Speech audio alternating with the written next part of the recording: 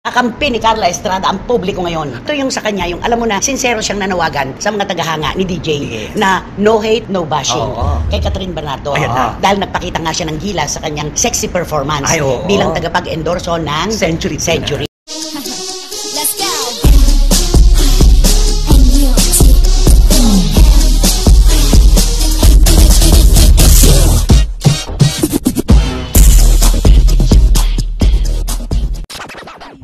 Eto, sa unang pagkakataon, ramdam ko, maging sa simoy ng hangin, nakakampi ni Carla Estrada ang publiko ngayon. Ay, opo, nanay. Isang napaka-points na point. 10 points, agad-agad. Kumbaga sa politiko, papogi. Ay, oo, sobra.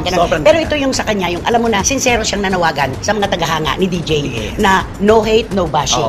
Palagay mo sino ang pinariringgan niya doon na binabash at galit na galit ang mga fans sa DJ? Siyempre, sino pa ba? Yung siyempre yung naging malapit sa kanya minsan sa isang buhay niya, kundi si Catherine Bernardo. Hindi niya binanggit yun. Hindi niya binanggit. Wala siyang binanggit. Wala. Pero ang sabi niya, maging masaya tayo sa tagumpay ng kapwa natin, ng ibang tao. Tama yun. Tama yun. Sa unang pagkakataon talaga ako, 100% kasama ko ni Carla Estrada sa kanyang pagsaway na ito sa mga tagahanga ng kanyang anak. At saka nakakatuwa yung ipagmalaki ninyo ang mga accomplishments ni DJ. Salamat. Ipagmalaki ninyo ang mga nagawa niya. Salamat. Pero huwag na huwag ninyong ibabash ang kapwa niya artista. Hindi ito ang klase ng suportang hinihingi namin ng mga Padilla. Yun ang napakaganda. Kasi isang pagpapatunay na hindi niya kinukonsinti ang sino mang babash, sasabihan ng mga negatibo sa anumang makasamang artista ng kasaan. Kaya lang, ang komento ng marami, sana daw noon pa ginawa ito ni Carla Estrada. Medyo napahuli lang po sa biyahe, ika nga natin, pero napakaganda pa rin po ng kanyang sinabi. At napakaganda nito sa kalooban ng iba pang mga artista na nababash nang walang kalaban-laban. Totoo. Diba? Kaya ito na ang senyalis talaga. Dapat ganito. May talagang titindig para manindigan na wag naman, tama yan. Wag niyong gawin yan kasi hindi makakaganda yan sa kasino. At kung siya na ina ni DJ ay kumontra sa ganito, syempre yung iba din mag-iisip na oo nga naman. Looking about. Pinapalakpakan ka ngayon, Carla Estrada, ayon kay Barikutot, dahil isang napakagandang gesture itong pinalutang mo na ito. At sa totoo lang harapan at talikuran, tama itong ginawa mo talaga. Na sana nga ay noon pa, kaya lamang, may kanya-kanyang panahon naman talaga, bawat bagay, ang bawat tao. Sabi nga nila, right timing. Oo, nasa tamang pagkakataon. At saka, hindi naman talaga dapat na ang mga tagahanga ng kanyang anak ay mambabash ng ibang tao na wala namang kinalaman sa problema, di ba? Kasi mas mabilis ang pag-usad kapag walang bitbit na negatibo. Oo, mas maganda yon. Walang tagong sama ng loob, walang tagong galit, walang kahit ano, di ba? Okay, total sinabi mo na rin lang na sigurado yung baby fats ba? Yung baby fats lang binabas kasi ng mga bater doon eh. Kaya itutuloy natin ito ngayon kay Catherine Bernardo. Dahil nagpakita nga siya ng gilas sa kanyang sexy performance bilang tagapag-endorso ng Century. At sa unang pagkakataon po, palagay ko pangalawa na to kasi yung Christmas party ng ABS-CBN, pero hindi nga lang ganito. Hindi nga lang ganito ka-sexy ang kanyang dating. Ito revealing talaga. Oo, very revealing ito. Ito po yung sinasabi ng marami na kaya siguro si Carla ay nakapag-isip na no bashing, no hate. Dahil ang tinutukoy nga po niya siguro dito, hindi man niya sinabi, yung pambabash kay Catherine Bernardo dahil dito sa sexy performance. Kasi syempre, yung mga iba, hinahanapan ang hindi maganda ang performance na ginawa ni Catherine Bernardo. Gano'n naman ang nangyayari ngayon, di ba? Wala nang ligtas kumanan ka at kumaliwa, gumitna ka, tumalikod ka, tumarap ka. Wala nang ligtas, lahat hanapan ng mali. Di ba? Ganun naman talaga yung mga baser. Kung saan yung mali, doon sila tututok. Hindi sila tumututok doon sa positive side. Oo, tama naman yon, di ba? At eto po, total na may personal na rin lang yung mga bashers ni Catherine Bernardo. Isa-isa na nating linawin, ano? Kasi po, ang gusto yata nila ay magpakulong pa rin si Catherine Bernardo doon sa pagiging teen star. Tama. Yung pagiging teenager. 28 years old na po si Catherine Bernardo. Lumakad na po ang panahon, tumakbo pa nga. Natural, may nakikita siyang bago. Yes. Di ba? Na yun naman talaga ang dapat ginagawa ng mga artista na may bagong i-offer sa kanila mga tagahanga. Tama. Oo, hindi sila mababalagoong doon sa dati. Bili mo, kilala mo noong 1980 hanggang ngayon, ganun pa rin. Ganun pa rin ba ang bit-bit? Hindi dapat. Diba? Ikaw, anong katwiran mo doon? Hindi kasi ganito din yung ginawa dati ata ni Sarah Geronimo. Nung napanood ko siya sa concert doon sa may Crown na hotel. Oo, na di ba patwitang yung mga kanta niya. Tapos yung last finale niya, talagang sumayaw sa ng gusto. Talagang grabe, bongga-bongga. Yung performance yung performance. Pumalakpak yung mga tao. Sabi nila, ibang Sarah J ang nakikita ng panahon namin. Sarah G. Sarah J. Kaya ito ngayon yung si Catherine Bernardo, dapat ganun talaga. Hindi naman sa ibig sabihin na bata pa siya di ba? Ay, mature na naman siya. Hindi, tsaka po, ibinabagay lang ni Catherine sa panahon. 28 years old na siya. Alangan namang makita siya natin na may mga ribbon-ribbon pa at kung ano-ano sa buhok.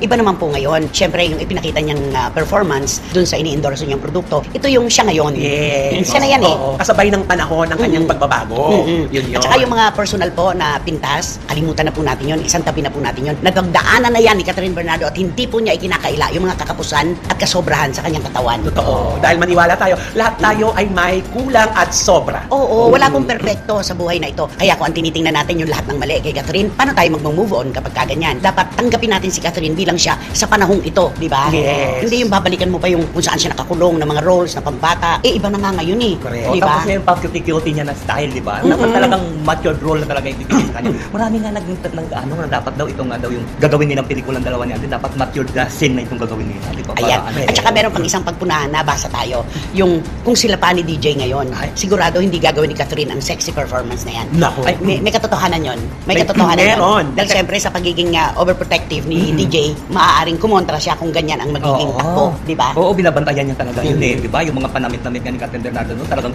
inaayos niya, huwag ka maganyan, huwag kang ganito. Dapat talagang Close. kung sakit. Oo, hindi pwede yung ilalabas mo yung mga ano mo. Kaya lang sinasabi nila, hinay-hinay ka lang, iha. Yun. Ay, huwag naman mabilis masyado ang paglundag. Hindi naman ngayon at wala ka na sa hawla, ililipad ka naman ng todo-todo na ganito. Sa akin ala ko masasabi na mali sa ginawa ni Catherine. Kasi siya yung tinatanggap ko na bilang si Catherine Bernardo ngayon 28 na siya. Di ba? At saka nagiging interesting nga ngayon lalo si Catherine kasi bawat labas niya, iba. May bago. May bago. Meron siya pinapakita. Ay, ano siya? Ay, di ba? Naku, ganon. Oo. At wala naman pong perfecto, inuulit ko. Sino ba naman ang perfecto sa mundong ito? Lahat po tayo meron tayong kakapusan, meron tayong sobra sa ating katawan. Kaya kung ano man po yung nakikita natin kay Catherine Bernardo, palampasin na natin yon. Tanggapin Di ba? natin. Natanggap nga yan ng milyon-milyon eh. Totoo. Oo. Tapos yung iba ngayon kung ano-ano mga pinagsasabi. Ano yung pintas kay Catherine? Ay, di ba yung sinasabi nga nila noon, di ba, na talagang pinag-usapan yun.